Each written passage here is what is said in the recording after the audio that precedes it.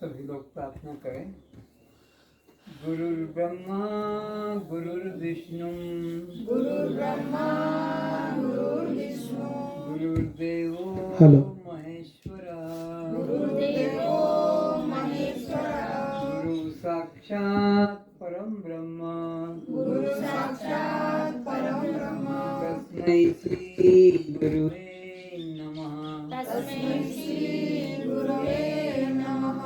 असतो मा सद्गमय असतो मा सद्गमय तमसो मा ज्योतिर्गमय तमसो मा ज्योतिर्गमय मृत्युर्मा अमृतं गमय मृत्युर्मामृतं गमय। कस्त्वं द्रष्टा साक्षी आत्मा आप जड़ हैं, चेतन है, दृश्य हैं, द्रष्टा है, अनात्मा है, आत्मा है, शव है, शिव है, पर प्रकाश है, स्वप्रकाश है, बद्ध है, मुक्त है, क्षेत्र है, क्षेत्रज्ञ है। सभी श्रोताओं के रूप में उपस्थित दिव्य पुण्य एवं मुक्त आत्मा को प्रणाम।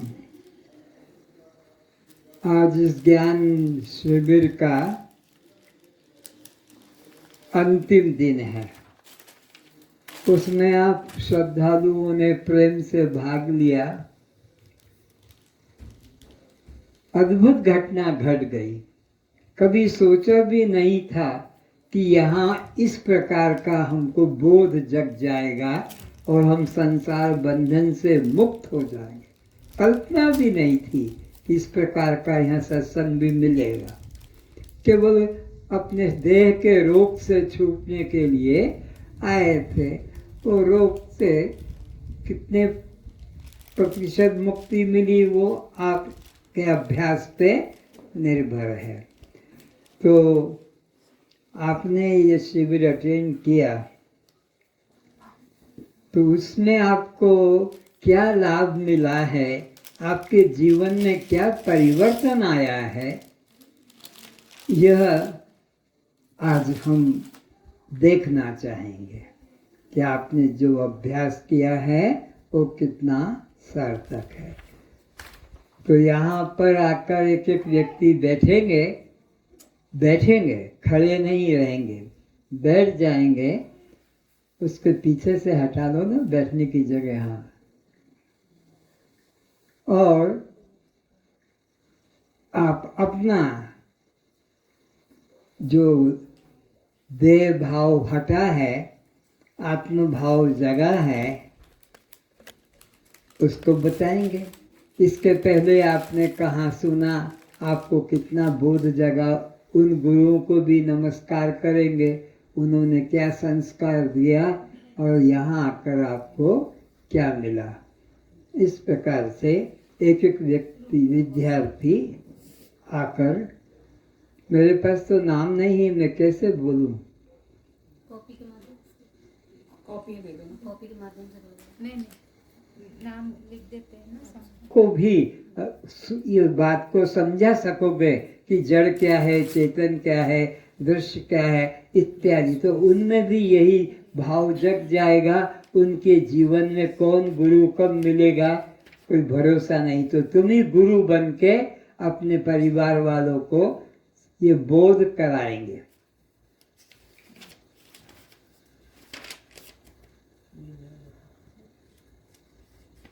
परिभाषाएं सिखाएंगे बच्चों को। पहले जड़ चेतन दृष्टा दृश्य आत्मा अनात्मा फिर होगा।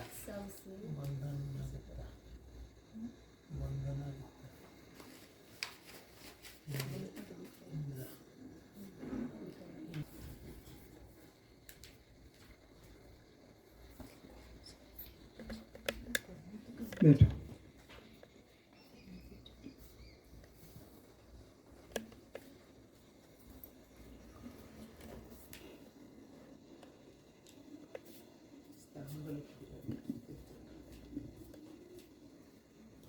शुरू करें। मेरा नाम वंदना गुप्ता है और मुझे YouTube चैनल के माध्यम से आनंदी माता और सुरेश से निःशुल्क शिविर लगता है, मुझे इसके बारे में पता चला और मैं हिमाचल प्रदेश आई और यहाँ मैंने पशु क्रूरता के बारे में सुना और जो पशु क्रूरता से आया हुआ दूध दही जो चीज़ें हैं, साथ में जो शहद है रेशम के कीड़ों से जो शहद बनता है, पशु क्रूरता से दूध दही बनता है, ये सब चीज़ें मुझे यहाँ पता चला तो मैंने इन सब चीज़ों को अनुभव किया कि वास्तविक ये सब चीज़ें बहुत ज़्यादा गलत हैं। इसी के साथ साथ मैंने अपने आहार मार्ग में भी बदलाव लाया। मुझे पता चला कि नमक कितना हमारे लिए नुकसानदायक है और आहार परिवर्तन बहुत ज़रूरी है। इसी के माध्यम से मैं तप सेवा सुमरन के मार्ग में आई और मैंने श्री नारायण निरंजन मिश्र जी का, गुरु निरंजन मिश्र जी का मैंने जो उन्होंने मुझे आत्मज्ञान दिया, मैंने उसको आत्मसात किया। यह केवल मैंने श्रवण मात्र तक नहीं समझा, बल्कि आहार परिवर्तन से मैंने अपने इसको हृदय में भी आत्मसात किया, जिससे कि मैं सबको अपने परिवार में बता पाऊंगी। और जो दूध दही जो हम यूज़ करते हैं, कैसे हम पशुओं पे क्रूरता करते हैं, उसके द्वारा जो हमें हानियां होती हैं, जो हम अपने पुराने कर्म खराब किए हैं, इस कर्म को सुधारने का मार्ग हमें यहाँ पता चला।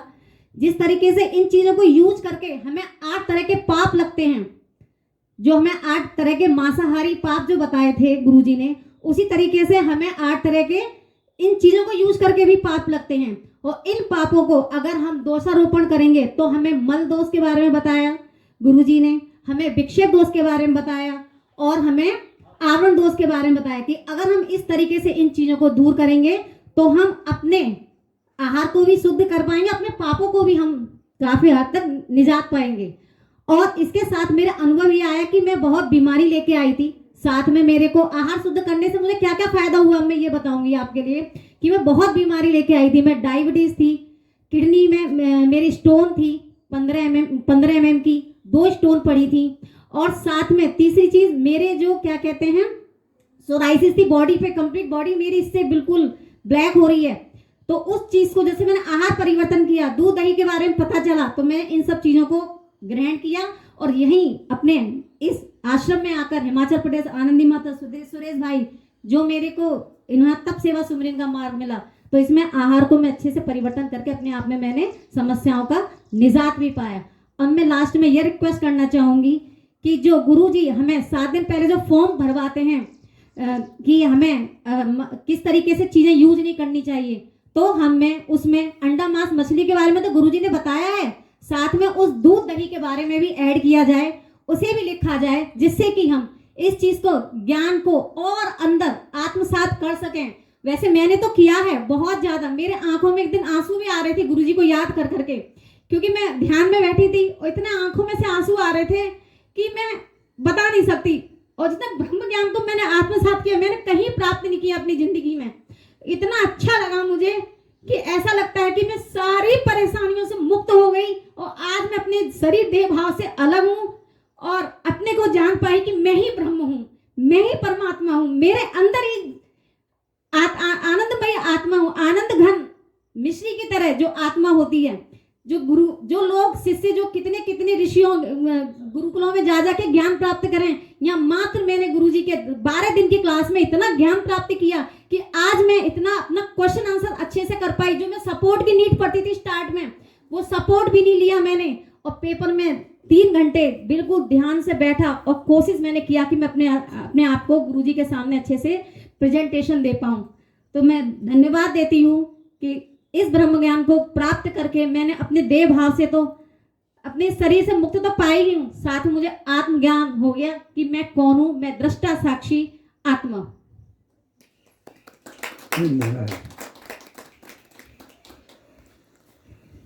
सुनीता निकाल दो, टिक कर दो।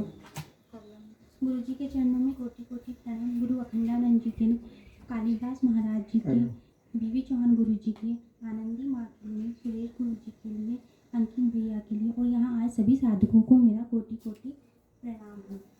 आप YouTube पे मैंने आनंदी माँ और गुरु जी का वीडियो देखा, तो वो पापा को जो मेरी समस्या थी उसके लिए हम यहाँ पर आए थे। तो यहाँ पर देखा कि आहार परिवर्तन करने से और हमारा विचार मन सब शुद्ध होते हैं और उससे हमारे जो भी रोग है वो चले जाते हैं, उससे हमारे कर्म सुधरते हैं और दूध की चीज़ों का त्याग कर दें हम, और मांसाहार, आग में पके भोजन, नमक का हम त्याग कर दें तो हमारी वाणी भी शुद्ध होती है, हमारे विचार भी शुद्ध होते हैं। और यदि पशु क्रूरता से हम बचें और पशुओं पे अत्याचार ना करें, उनके दूध का उपयोग नहीं करें, पंछियों को परेशान नहीं करें, जो भी जीव है उन्हें अपने हिसाब से जीने दें, तो हम जो क्रूरता कर रहे हैं उससे हम बच पाएंगे। और जो सिल्क की चीज़ें हैं, लेदर की चीज़ें, चमड़े का उपयोग नहीं करेंगे तो हम पशु क्रूरता से बच पाएंगे और हमारे जीवन को और अच्छे से सफल बना पाएंगे। और यहाँ पर आके जो गुरुजी ने हमें ज्ञान दिया है, निरंजन गुरुजी ने जो हमें ज्ञान दिया है, वो ज्ञान पाकर हम अपने देह भाव से मुक्त हो गए और इस शरीर को जड़ मान के जीव ईश्वर अंश है और जीव अविनाशी है। ये हमें बोध हुआ कि हम इस कर्ता भाव से, इस शरीर से मुक्त हो गए और अपनी देह भाव से मुक्त होकर परमात्मा का ही हम अंश है, उसमें लीन हो गए। इस ब्रह्म ज्ञान को पाकर बहुत ही धन्य हुए और आगे भी गुरुजी आगे भी चाहते हैं कि इस मार्ग में हम आगे बढ़े और इस संसार के जो आडंबर है, व्यर्थ की जो चीज़ें हैं जिनसे हम क्रूरता करते हैं पशुओं के प्रति या किसी भी प्राणी के प्रति, उससे हम बच सके और अपने जीवन को सफल बनाए, विकार रहित बनाए और परमात्मा में लीन रहे, परमात्मा की भक्ति करें। यही गुरुजी ने जो भी हमें सिखाया है उसी को हम आगे बढ़ाएंगे और अपने आहार को शुद्ध करके ही हम इस मार्ग पर आगे बढ़ पाएंगे, जिससे हमारी आध्यात्मिक उन्नति भी होगी और हमारे जो विश्व है वो सुखमय और संसार की तरफ बढ़ेगा, जहाँ कोई विकार नहीं रह पाएंगे। यही कहना चाहती हूँ। सभी को कोटि कोटि प्रणाम, धन्यवाद। ये बताओ कि इस देह के साथ कितने अहंकार थे जिससे हम छूट गए, वो बोलो। देह के साथ अहंकार थे, सात नाम रूप जाति संबंध परिणाम जन्म मरण।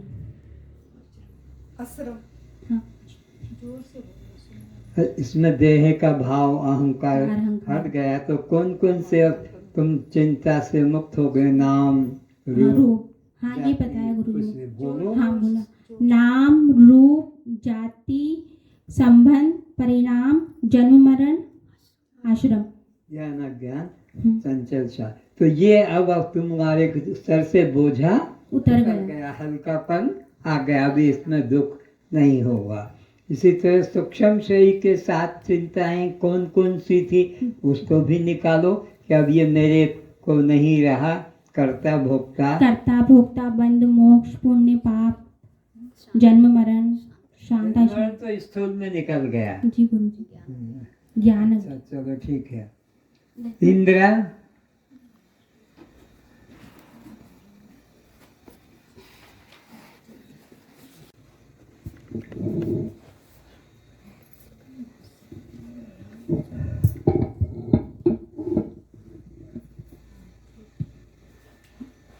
गुरु योद्धाओं को नमन, गुरु माँ को नमन, सतीश भाई जी और बेटा अंकित को प्रणाम। मैं इंदिरा, मेरे को गुड़गांव में हमारी फ्रेंड रहती हैं, उनसे पता चला कि मैं वहाँ पे आश्रम है, ऐसे ऐसे वेट वगैरह कम होता है, हर बीमारियों का इलाज है, चलो हम चलते हैं। हमने 10 मिनट में माँ जी को फ़ोन किया और अगले दिन हम वहाँ से आ गए और यहाँ आके माँ जी के प्रवचन, गुरुजनों के प्रवचन सुन के हमें पता चला कि हमें शहद यूज़ नहीं करना, दूध नहीं पीना, रेशम के कपड़ों का यूज़ नहीं करना, क्योंकि ये एक अत्याचार है हमारे द्वारा पक्षियों के ऊपर, पशुओं के ऊपर। और उसके बाद हमारा आहार सात्विक आहार हो गया। सात्विक आहार करते करते हमें अच्छा भी लगा और हम थोड़ी सी हमारे शरीर के अंदर से जो वो थे टॉक्सिस वगैरह वो भी निकले। और वहाँ पे हमने जो किया सो किया। इस सबसे बड़ी बात ये हमारे साथ हुई, जो हमारे को गुरु जी ने यहाँ पे पहुँचकर हमारी आत्मा की शुद्धि के लिए प्रवचन देकर समझाकर हमें यहाँ पे बुलाया, बिठाया। और हम बहुत खुश हैं क्योंकि हम ये सोच के, हम शरीर नहीं हैं, हम एक आत्मा हैं। और हमें जो ज्ञान दिया कि भी हम आत्मा हैं और हमें आडंबरों में नहीं फंसना चाहिए। और जो मन के अंदर है वही परमात्मा है, बाकी मंदिर इधर उधर भाग के कुछ प्राप्त नहीं होता। ये भ्रम छोड़ो और इस अपने आप को समझो और अपने आप को परमात्मा का रूप तुम्हारा है और मन के अंदर अंतर ध्यान हो। नमस्कार। सुनीता,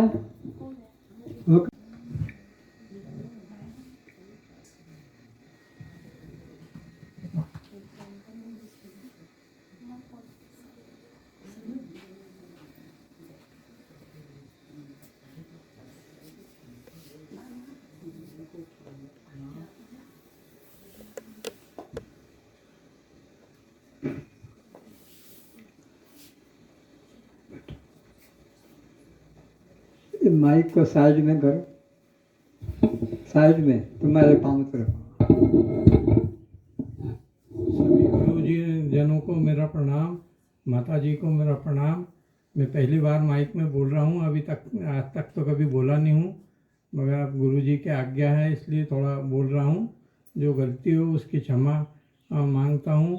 और मैंने गुरु जी का ध्यान यहाँ ध्यानपूर्वक सुना, उससे मुझे बहुत कुछ ज्ञान मिला। माता जी ने भी जो ज्ञान दी उससे भी बहुत कुछ ज्ञान मिला और मैं अपने जीवन में यही उतारूँगा।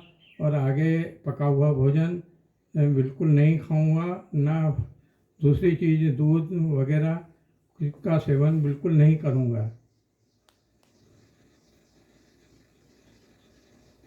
आपको ज्ञान क्या सीखा है, कुछ तो बोलो।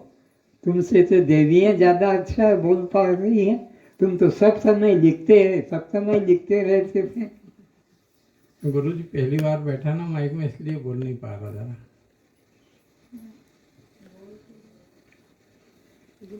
शालिनी,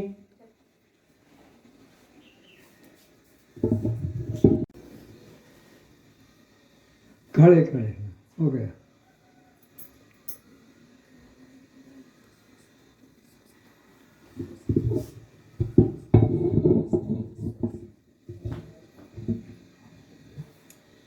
बीवी चौहान जी को मेरा नमस्कार, महानंदी को मेरा प्रणाम, स्वामी जी को मेरा प्रणाम। मैं यहाँ पर 2022 में भी आई थी आहार का परिवर्तन करने, लेकिन मैं जब यहाँ से 8 दिन का निर्जला करके गई तो मेरे को उसमें कमजोरी आई और मैंने जाके अन्न ग्रहण करना शुरू कर दिया। तो उससे मेरे को दोबारा फिर बीमारी आई। फिर मैंने अचानक ही उस दिन महानंदी से बात करी। यहाँ पर आकर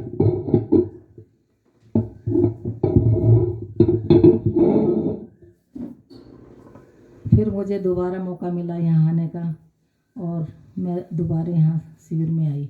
यहाँ पर आकर मैंने दोबारा AND शुरू किया और मुझे उससे काफ़ी फ़र्क पड़ा।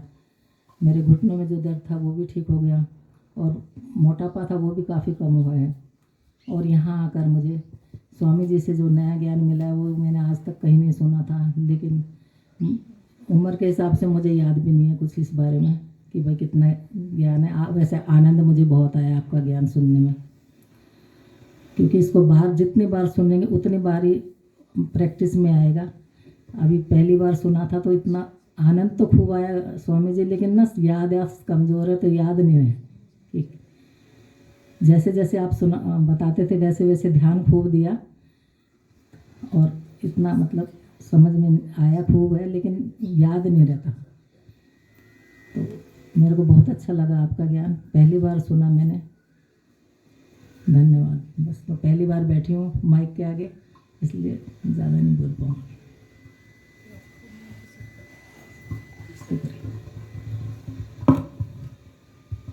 हाय।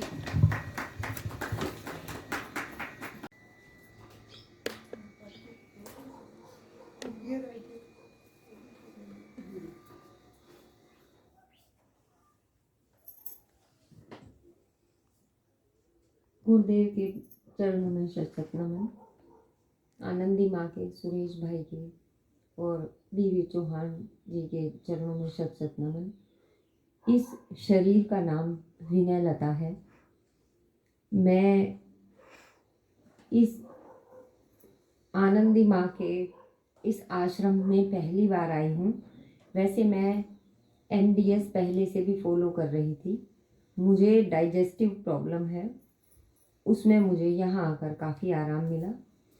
ये आहार परिवर्तन की ही एक प्रथा को NDS से ANDS कर दिया गया, जिसमें नमक और आपको कोई भी मीठी चीज़ जैसे गुड़ वगैरह ये भी नहीं मतलब लेने की प्रेरणा आनंदी माँ ने दी। इस आहार परिवर्तन से मेरे शरीर का मल काफ़ी दूर हुआ और मुझे बहुत काफ़ी आराम मिला। वो आनंदी माँ ने मुझे बहुत अच्छे से यहाँ पर ये समझाया और सुरेश भाई ने भी कि ये आहार परिवर्तन तो एक प्रणाली है ही। वैसे सात्विक भोजन जिसे कहते हैं वो एक थाली उसमें दिखाई जाती है जिसमें रोटी, सब्जी, दाल, खीर और ये सभी चीज़ें आती हैं। लेकिन यहाँ के सात्विक भोजन में सत्व तत्व से जो भोजन बना होता है, जिसे पकाया नहीं जाता है, उसके द्वारा आपके रोगों को दूर करने की प्रेरणा दी जाती है। और सबसे बड़ी बात एक है कि यहाँ पर दूध और दूध से बनी जो चीज़ें हैं उन्हें ना खाकर भी बहुत शरीर में बहुत रोगों में निवारण की शक्ति आ जाती है। जैसे हमें ये बताया गया कि दूध सिर्फ आपको इसलिए नहीं छोड़ना है कि आपके रोगों से मुक्ति पानी है। दूध आपको एक मांसाहार की तरह लेना है। जैसे हम दूसरे का मांस खाकर एक क्रूरता करते हैं, उसी प्रकार हम दूध पीकर भी अपने शरीर में जानवरों के प्रति क्रूरता करके अपने शरीर में क्रूरता भर लेते हैं, जिससे हमारी मानसिक और शारीरिक स्थिति निरोग नहीं हो पाती है। तो पहले तो हमें दूध और दूध से बनी चीज़ें बिल्कुल त्याग कर देनी चाहिए। और दूसरा, हमें चमड़े से बनी चीज़ें जो जानवरों की खाल से बनती हैं वो भी बिल्कुल भी नहीं इस्तेमाल करनी चाहिए।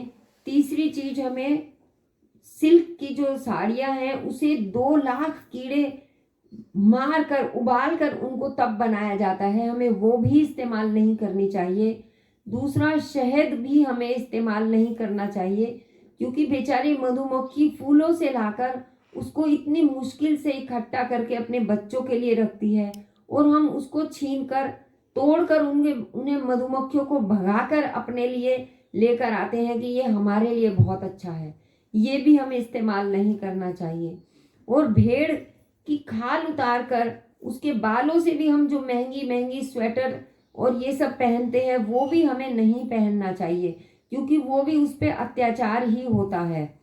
और जब हम ईश्वर को प्राप्ति करने के साधन अपनाते हैं, जैसे हम धार्मिक स्थलों पर जाते हैं तो वहाँ पर हम देखते हैं कि सभी शराब की दुकानें वहाँ पर हैं और ये जो मांस मदिरा सभी वहाँ पर मिलता है। और तीसरी बात जो मुझे सबसे खराब लगी वहाँ पर, वो चढ़ाई करने के लिए एक जानवरों का इस्तेमाल करते हैं या पिट्ठू का इस्तेमाल करते हैं। तो ऐसी तीर्थ यात्रा से आपको ईश्वर खुश होंगे या किसी को दुख देकर आपके अंदर बैठी जो परमात्मा है और जो ब्रह्म है वो खुश होंगे या दुखी होंगे? मुझे इस मंच से मुझे यही संदेश देना है कि अगर हमें अपने अंतस में ब्रह्म ज्ञान या आत्मज्ञान परमात्मा के ज्ञान को उतारना है अंदर तक, तो सबसे पहले हमें अपने अंतस में ये समझना होगा कि भोजन आहार प्रणाली सुधारें और आहार प्रणाली में दूध और दूध से बनी चीज़ें और चमड़े की वस्तुएं और ये सिल्क की साड़ी और भेड़ से बनी चीज़ें और जो जो भी पक्षियों को, जानवरों को जो परेशान करने वाली, दुख देने वाली चीज़ें हैं, इनसे हमारे शरीर में बीमारी वापस आती है, चाहे हम ठीक भी हो जाएं। हमारा ध्येय केवल ये इस आश्रम में आने का ये नहीं है कि हम निरोग ही हो जाएं। हमारा ये संदेश मैं ये देना चाहूँगी कि निरोग के साथ साथ हम स्वस्थ हों, स्व में स्थित। जो हमें गुरुदेव से ज्ञान के कारण ही हमें ये पता चला है। मैंने अभी तक बहुत सारे धार्मिक स्थलों में मैं जा चुकी हूँ और मैंने बहुत गुरुदेव को सुना है। कोई कहते हैं कि माला नाम जप करिए, कोई कहते हैं कि आप श्रीमद् भगवत गीता पढ़िए, कलश उठाइए, लेकिन आज तक मुझे ये पता नहीं चला था कि ये सब अपने अंदर ही स्थित है। आत्मा सो परमात्मा, हमारे अंदर ही आत्मा है। ये शरीर हमारा सिर्फ जड़ है। मैं शव, मेरा शरीर शव के समान है। मैं शिव हूँ, मैं दृष्टा हूँ, मैं दृष्टा साक्षी आत्मा हूँ। मुझे ये यहाँ पहली बार ही पता चला। गुरुदेव ने इतने अच्छे से रोज रोज हमें एक एक चीज इतने अच्छे से चार्ट पर लिखकर बताई और ये बताया कि ये शरीर पंच तत्वों से बना है, लेकिन ये पंच तत्व में हमारा अग्नि, वायु, जल और आकाश तत्व और पृथ्वी, इस 5 तत्वों से मिलकर ये शरीर बना है। लेकिन इन 5 तत्वों के जो देवता हैं और उनके जो कार्य हैं, जो विषय हैं, उनसे सभी विषयों से हमें बिल्कुल मुक्त कर दिया। और हमें बिल्कुल इतना मुझे हल्कापन लग रहा है कि हम जो भी करते हैं वो हम नहीं है, वो सब कुछ ये पंच तत्व और ये देवता और ये सब कुछ हमारे से करवाया जा रहा है। ये आत्मज्ञान हमें यहीं आकर प्राप्त हुआ। तो मुझे ऐसा लगता है कि यहाँ आनंदी माँ ने जो हमें हमारे ज्ञान के चक्षु खोले, सुरेश भाई ने जो हमारे ज्ञान के चक्षु खोले, और उस पर सोने पर सुहागा हो गया कि हमें गुरुदेव के यहाँ ज्ञान प्राप्त करने की प्रेरणा मिली और इतना ज्ञान मिला। तो इसके लिए मैं इस आश्रम का बहुत बहुत आभार व्यक्त करती हूँ और इस ऋण को शायद इस जन्म में तो ना उतार पाऊँ। ये इस चीज का मैं सदैव आभारी और ऋणी रहूंगी कि मैं स्वस्थ, मैं निरोगी काया के साथ साथ मुझे स्वस्थ होना सिखाया, स्व में स्थित होना सिखाया। आहार प्रणाली परिवर्तन करने के साथ ही मैं ये ज्ञान अपने अंतस में उतारने के लिए मुझे ये प्रेरणा मिली। तो मैं आप सभी गुरुओं का बहुत बहुत धन्यवाद करती हूँ, चरणों में प्रणाम करती हूँ कि मुझे ये दोनों ज्ञान एक साथ प्राप्त हुए। धन्यवाद।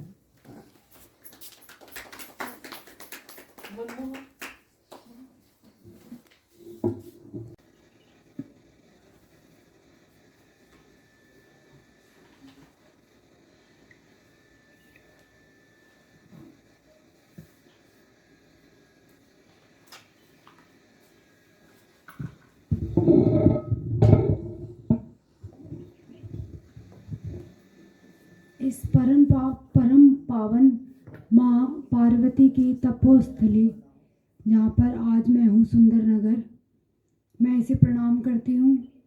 और मैं यहाँ पर उपस्थित, आवाज साफ नहीं आ रहा है।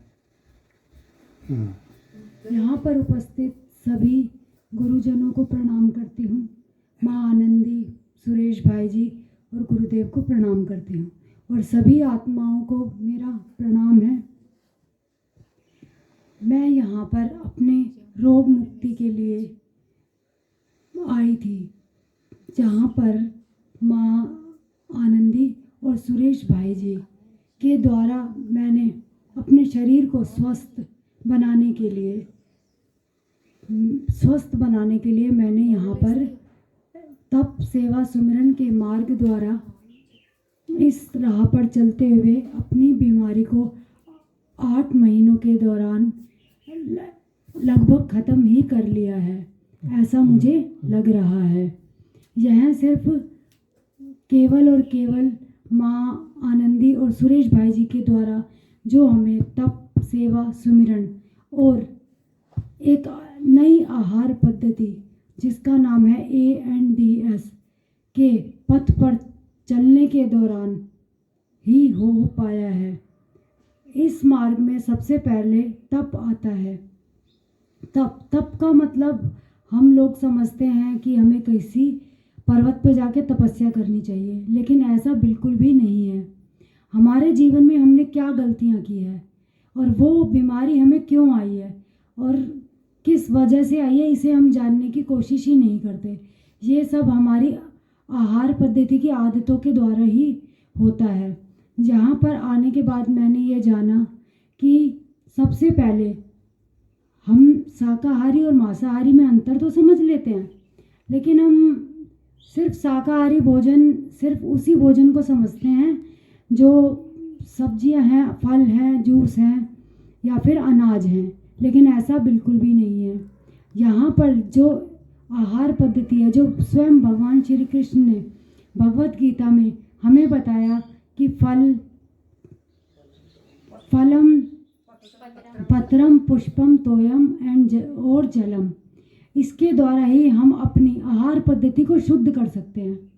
और इसी के द्वारा ही, इसी पथ पर चलते हुए मैंने यहाँ पर अपने शरीर को शुद्ध किया। ये शुद्धि का जो मार्ग था वो इतना भी आसान नहीं है। अगर माँ आनंदी और भाई सुरेश जी की उन्होंने मुझे बताया ना होता कि मुझे कब क्या करना है। ये तो रही भोजन की बात। दूसरी बात आती है मल की। दूसरी बात मल की आती है। मल, यह मल मुझे क्यों मेरे शरीर में एकत्रित होता जा रहा था, जिसके कारण मुझे एक बीमारी आई जिसका नाम ब्रेस्ट कैंसर था। ये ब्रेस्ट कैंसर मुझे 15 अगस्त को मुझे पता चला कि मुझे कैंसर है। और इसके दौरान, इससे पहले भी मैं 3.5 साल पहले 2019 के अंत में मुझे पता चला था कि मुझे ब्रेस्ट कैंसर है। उस ब्रेस्ट कैंसर का मैं पूरा इलाज करा चुकी थी पूर्णतः, जिसके अंदर मेरी कीमो, रेडिएशन, मेरी दवाइयाँ और मेरी सभी हॉस्पिटल में रहने के दौरान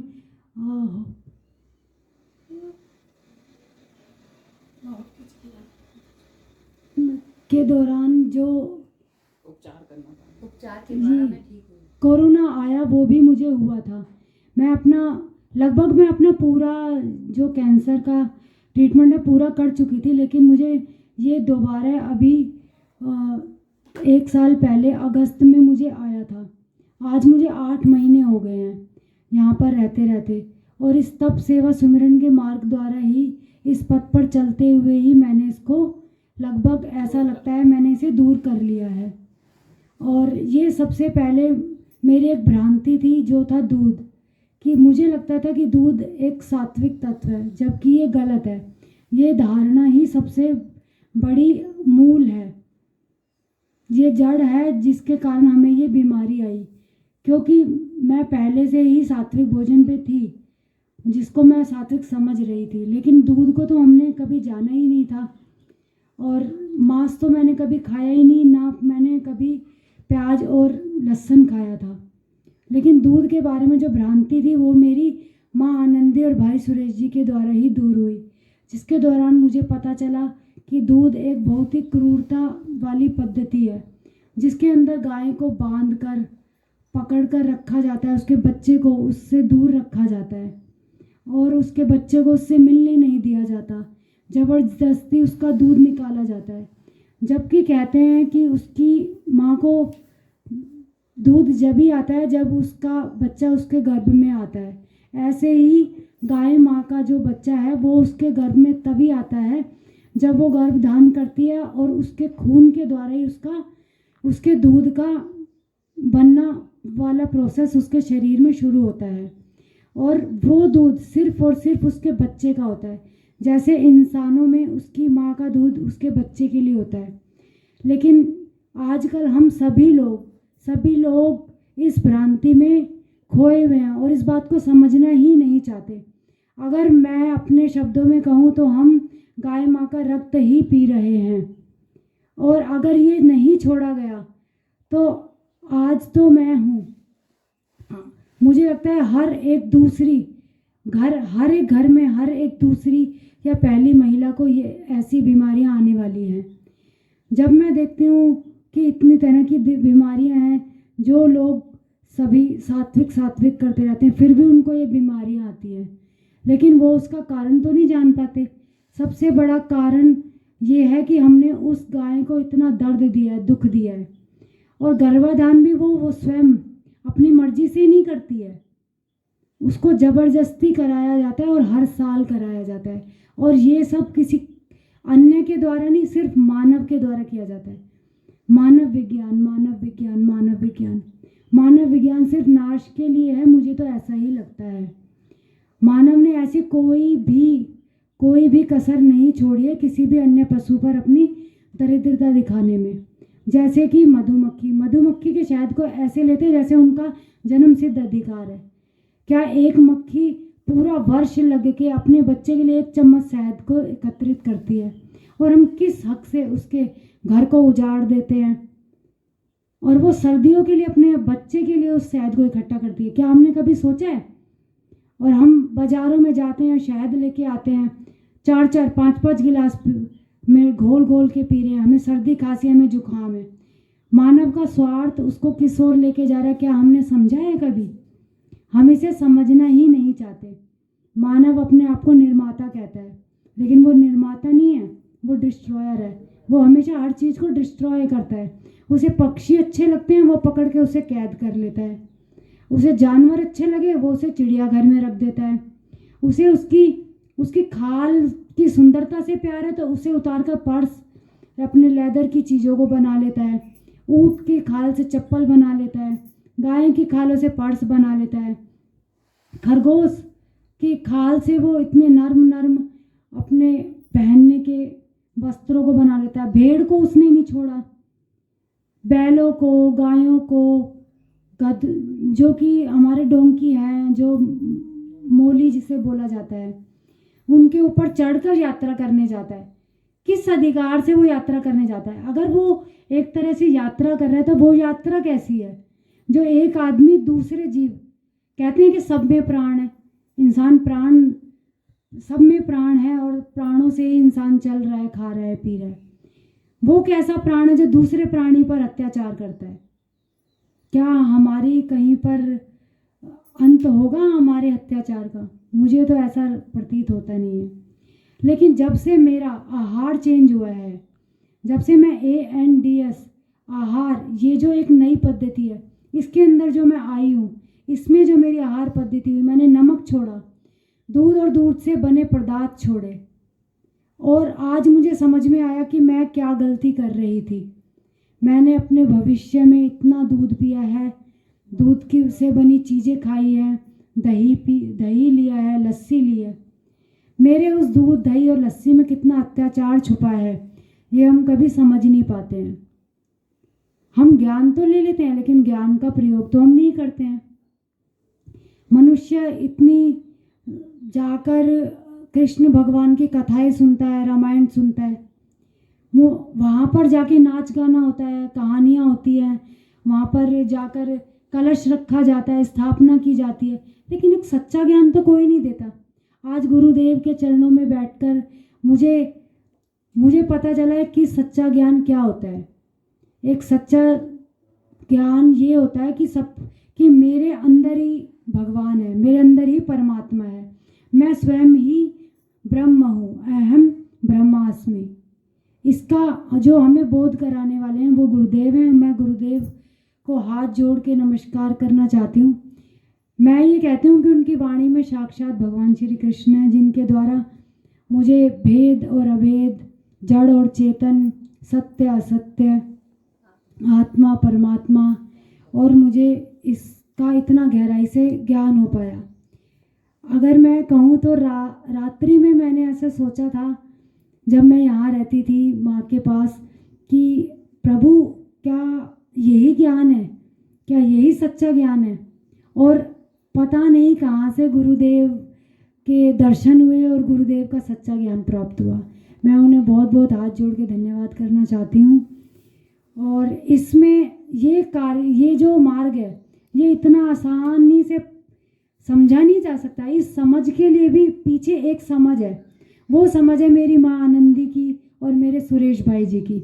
अगर उन्होंने मुझे इस सात्विक आहार को, जो बिना नमक का, जो प्रकृति जैसे देती है, सूर्य भगवान जैसे उसे पकाते हैं, वैसे ही हम उसे ग्रहण करें, ये ना हमें समझ में आता।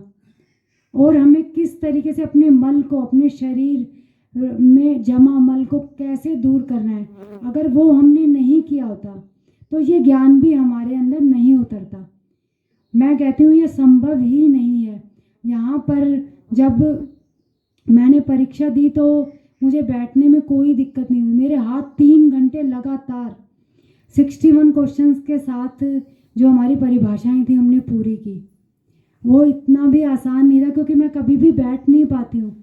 ये बात यहाँ पर उपस्थित सभी साधक जानते हैं। और आज मैंने वो इतनी आसानी से पूरा किया और इस ज्ञान के लिए मैं बहुत बहुत धन्यवाद करती हूँ। मैं सभी आत्माओं का धन्यवाद करती हूँ। मैं अपनी माँ आनंदी का तहे दिल से, अपनी आत्मा से धन्यवाद करती हूँ। और वसुदेव कुटुंबकम हम कहते तो हैं लेकिन इसे हम समझते नहीं हैं। तो मेरा सबसे यही आग्रह है कि वसुदेव कुटुंबकम का सभी प्राणियों में प्राण है, हम में भी और उनमें भी। वो भी वही कार्य करते हैं जो हम करते हैं। वो भी जागते हैं, सोते हैं, खाते हैं, पीते हैं, मैथुन करते हैं, और यही काम मनुष्य कर रहा है। उनमें और हम में जो बौद्धिक स्तर पर जो अंतर है उसको बनाए रखें। पहले मानव बनना सीखें। हमें मानव बनने की ज़रूरत है, पहले इंसान बनने की ज़रूरत है। उसके बाद सच्चा ज्ञान हमारे अंदर उतरेगा जो कि हमारे गुरुदेव के द्वारा दिया गया है। धन्यवाद गुरुदेव, धन्यवाद माँ आनंदी और भाई सुरेश जी को बहुत बहुत धन्यवाद। मेरे इस तप सेवा सुमिरन का जो मार्ग है मैं कहती हूँ सभी को अपनाना चाहिए। सभी को यहाँ इस नई आहार पद्धति को अपनाकर निरोगी होना चाहिए और 100% वो 101% निरोगी होगा। जय तंदुरुस्ती, जय तंदुरुस्ती, जय तंदुरुस्ती। धन्यवाद। रोशनी।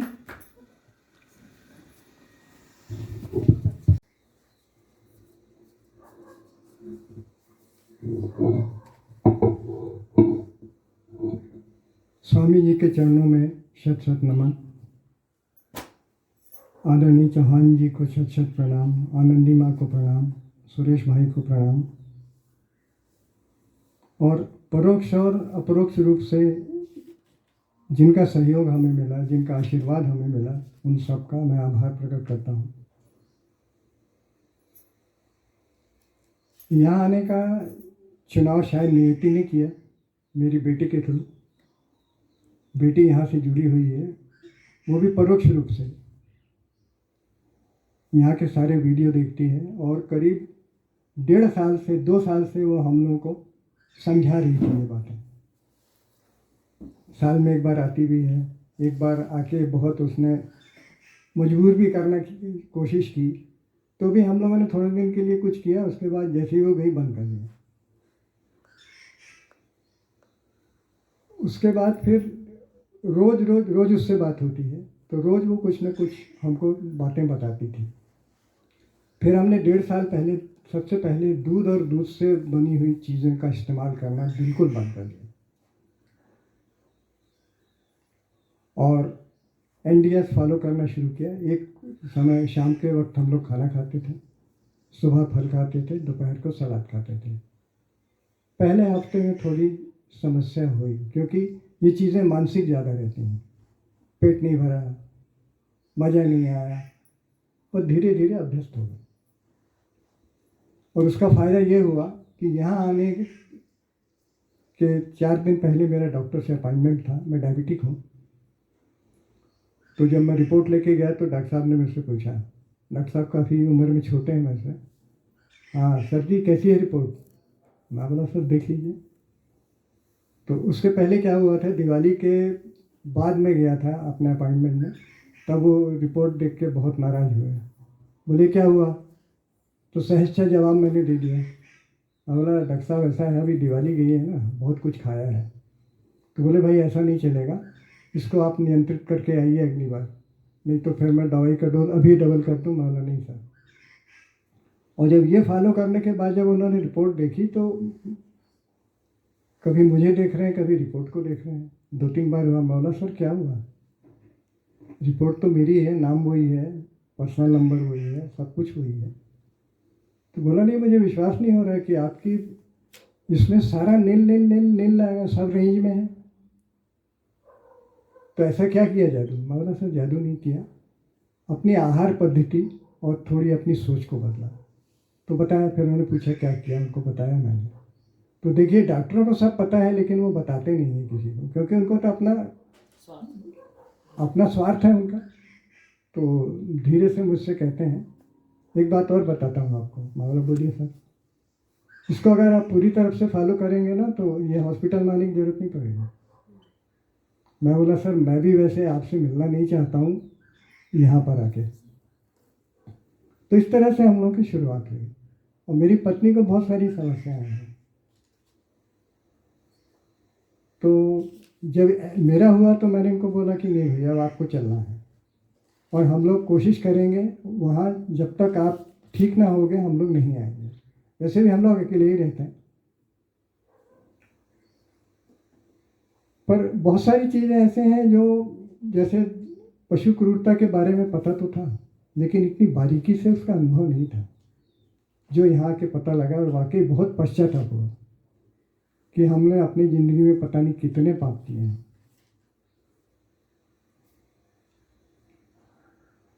अब आगे हम लोग करीब 1 हफ्ते से 10 दिन से लगे हैं, रोज़ किसी न किसी से मैं बात करता हूँ। और पहली सफलता मेरे को मिली, मेरा भाई और बहू अगले कैंप में आ रहे हैं। और एक मेरी भांजी है जिससे मैंने वायदा लिया, तो बोलती है मामा जी हर हफ्ते आपको संडे को रिपोर्ट दूंगी। उसको भी बहुत सारी समस्याएं हैं। तो ऐसे रोज़ किसी न किसी अपने से मैं बात करता हूँ। तो नियति की कृपा एक ये हुई, और परमात्मा की कृपा ये हुई कि स्वामी जी का सत्संग पाने का सौभाग्य मिला। मतलब शरीर तो अपनी जगह है, मुक्ति का जो मार्ग यहाँ आके पता लगा वो अद्भुत है। और इतना संक्षेप में, इतना सटीक, इतना साइंटिफिक, इतना तार्किक। मैं वैसे बेसिकली साइंस का स्टूडेंट हूँ तो मुझे बहुत अच्छा लगा।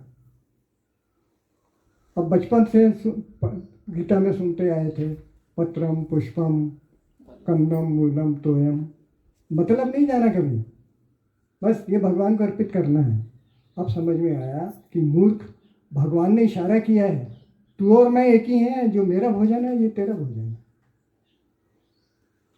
और वो तो हमने 1.5 महीने में देख भी लिया। और यहाँ भी हम लोग 15-20 दिन से हैं। तो मेरे को भी जो दूसरी प्रॉब्लम्स थी काफ़ी ठीक हैं, और श्रीमती जी को भी काफ़ी आराम है। और संक्षेप में एक ही बात बोलना चाहूँगा स्वामी जी से कि तत्ताप्ति का जो आपने ज्ञान दिया है उसको मैं पूरा सार मानता हूँ, और उसको समझ के मैं धन्य हो गया। प्रणाम।